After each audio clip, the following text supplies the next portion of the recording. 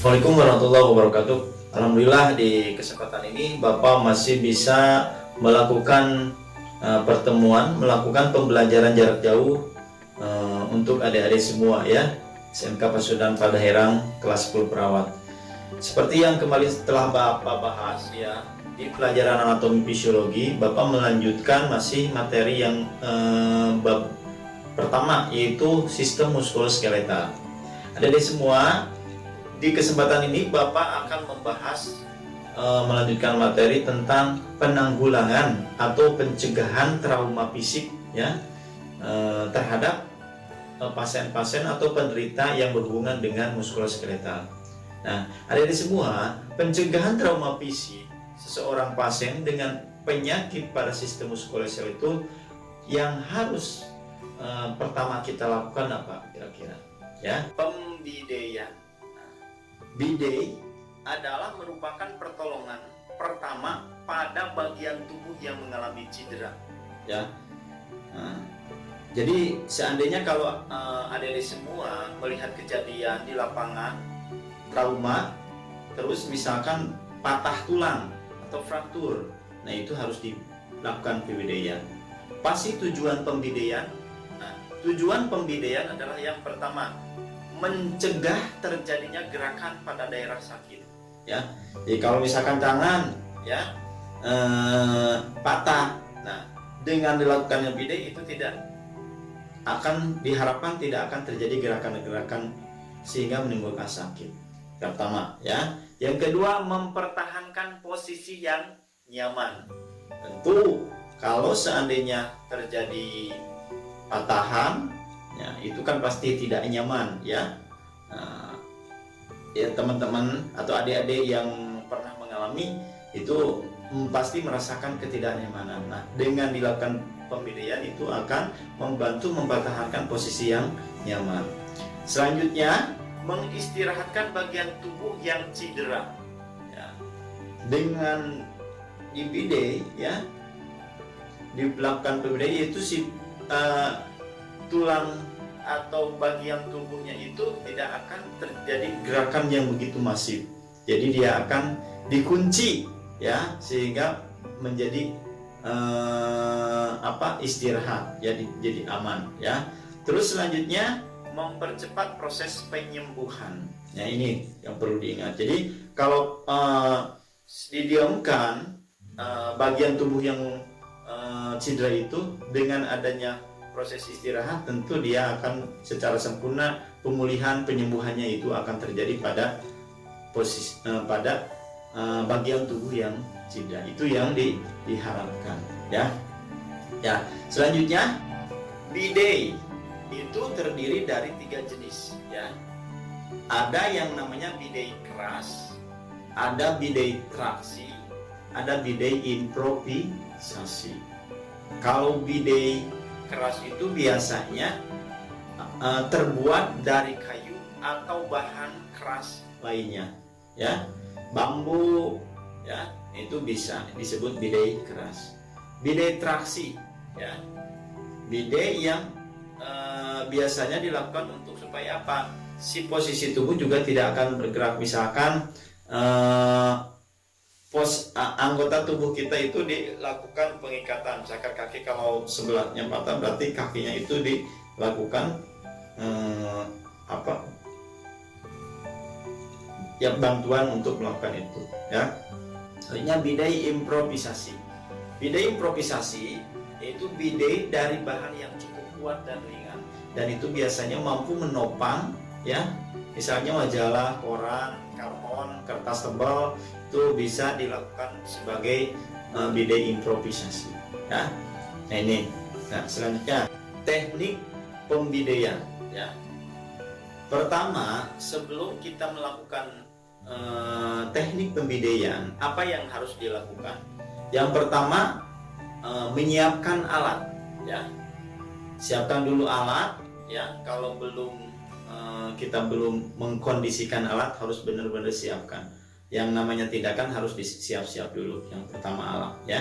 Yang kedua, hentikan perdarahan dengan kasa steril dan membalutnya bila fraktur terbuka. Nah, jika kamu melihat kasus atau kejadian cedera yang mana adanya perdarahan banyak, nah itu harus ditutup dengan kasar lalu balut. Nah, bila fraktur terbuka, dihentikan dulu ya. Selanjutnya, sebelum dipasang, diukur dulu, dan bidangnya itu harus meliputi 2 senti dari dua tulang tersebut. Misalkan tangan, ya, tangan patahnya di sini. Nah, harus bidangnya itu harus melebihi dari 2 bidang ini, bidang sebelah sini, bidang sebelah atasnya. Jadi jangan di BD-nya hanya sedikit saja. Kalau bisa sampai sendi, ya, sampai sendi. Jadi sampai sini supaya lebih terkunci, ya, pengamanannya bidenya itu, ya. Yang selanjutnya, bide dibalut dengan pembalut sebelum digunakan dan menggunakan bantalan di antara bagian yang patah. Jadi bidenya misalkan terbuat dari kayu, nah itunya harus dibalut dulu. Kalau bisa dikasih kapasnya dibalut dulu supaya nyaman nanti ketika dipakaikan ke penderita yang cedera, ya. Nah, terus menggunakan bantalan itu dengan kapas. Setelah itu, nah, digunakan ke pasien-pasien cedera yang mengalami patah, sehingga akhirnya ketika digunakan menjadi nyaman. Jadi dibalut dengan balutan sebelum digunakan, menggunakan bantalan di antara bagian yang patah. Nah, ini teknik pembidean, ya. Selanjutnya, mengikat bide, ya, mengikat bide dari atas dan bawah. Jadi dari atas dulu diikat, ya, terus bawahnya diikat, ya. Mengikat bide dari atas dan bawah. Nah, yang selanjutnya, ikatan tidak terlalu ketat dan kendor. Jangan terlalu ketat, ya, ketika melakukan pembidean, dan jangan juga terlalu kendor, ya. Pasiennya ditinggikan, ya. Posisinya biasanya itu ditinggikan dari posisi jantung. Misalkan kalau kaki, jangan di bawah, minimal angkat kakinya lebih tinggi dari posisi jantung, ya. Tangan misalkan jantungnya jangan sejajar, jadi lebih di atas. Supaya apa? Ketika khususnya untuk patah tulang yang terbuka, kan biasanya air itu mengalir dari posisi tinggi ke posisi rendah. Kalau terlalu rendah dari jantung, maka akan lebih beresiko si darahnya itu rembes. Tapi kalau lebih tinggi posisinya, maka akan berlawanan arah. Nah, itu ya, logikanya seperti itu. Selanjutnya, untuk membantu penanggulangan trauma ini adalah gips. Yang pertama tadi bide. Apa itu gips? Gips adalah imobilitas, alat imobilitas eksternal yang kaku dan dipasang sesuai dengan bentuk kontur tubuh. Lah, kalau secara kasat mata atau secara logika itu seperti melakukan pengecoran di bagian tubuh yang mengalami cedera, ya, sehingga menjadi aman, kaku, ya. Jadi nanti menjadi kaku, ya. Nah, itu tujuan pemasangan gips ini untuk apa? Sama seperti bide. Pertama, pertolongan pertama pada fraktur, ya. Yang kedua, imobilitas sementara, mengurangi nyeri. Tentu kalau terjadi cedera, patah, kalau banyak gerak pasti sangat sakit. Nah, dengan dilakukannya pemasangan gips itu diharapkan membantu mengurangi nyeri, jadi tidak banyak gerak. Imobilitas, mengoreksi deformitas. Deformitas itu struktur dan bentuknya menjadi berubah, ya, sehingga dikoreksi, ya, dijaga pada kelainan bawaan, ya, sehingga tidak akan menjadi perubahan dan struktur. Itu deformitasnya, ya. Yang keempat, proses penyatuan tulang pasca operasi, ya. Jadi itu bisa membantu dengan cara dilakukan pemasangan gips. Ini, ya. Selanjutnya, alat-alat untuk pemasangan gips. Pertama, kain pelindung, kaos pelindung, kain laken, kapas pembuat wol, balutan gips dengan berbagai ukuran, ya. Selanjutnya lempengan gips dengan berbagai ukuran, gunting gips, pembengkok gips, pisau gips, kain pembalut 2-3 inch, ya. Plester 2,5 cm, ember air 2, ya. Kain stick, kain segitiga dan kain penggendong, pencuci dan kain pembalut krem untuk tambahan. Nah, ini alat-alat yang harus disiapkan ketika melakukan pemasangan gips, ya.